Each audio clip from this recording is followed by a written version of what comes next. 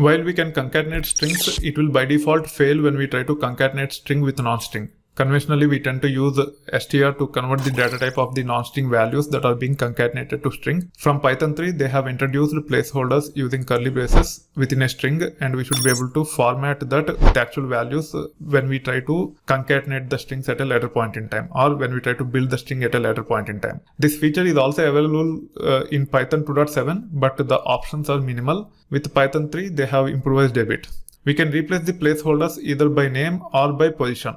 Using placeholders will improve the readability of the code, and it is highly recommended rather than using this approach of typecasting non-strings to string while concatenating with other strings. Let's see a few examples to understand what we are talking about here. In this case, I'm just printing a string called as hello world. In this case, we are trying to concatenate two strings hello and world with space in between, which means we are trying to concatenate three strings. The first string is hello, second string is space, and third string is world. This will work without any issue because all the three values are nothing but of type string. However, if you try to concatenate two strings and a number like this, by default it will fail, saying that it is not allowed. You can see here, must be str, not int, because we have integer in between, it is failing.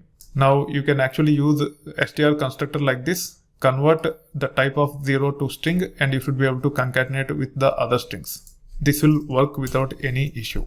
You can also use this approach with a variable. This will also work without any issues.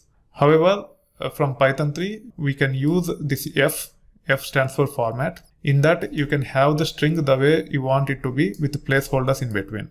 Now, if you already have this variable called as I defined, when this is executed, this will actually replace with the value of I. So here you don't need to typecast or anything. You just have to say hello curly braces I world. As I is already predefined, it will become hello 0 world like this.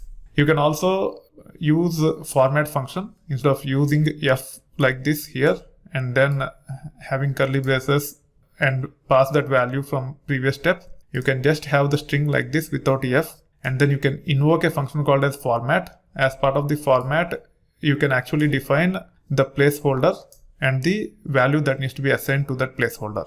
So in this case, 0 will be assigned to 0. In this case, 0 will be assigned to I, and it will become hello 0 world. You can see the output here. You can also use positional notation rather than using name. For this, you don't need to specify any name as part of the curly braces. You just have to say hello curly braces world dot format of 0. If you have multiple curly braces like this, you have to pass multiple corresponding values using format. In this case, as we have only one, it will actually print hello 0 world like this. However, let's assume that you have two curly braces like this and you want to pass two arguments. Let's say 0 and 1. You can pass like this, and now it became hello 0 world 1. These are the typical approaches which we use. So in this case, I said I equal to 0, then s1 equal to f. In single quotes or double quotes, we can actually pass the string with placeholder along with the variable, which is nothing but I like this, and automatically it will be replaced at runtime, and the output will be string 1 colon hello 0 world. You can also use this approach where string 2 colon hello j world in curly braces dot format.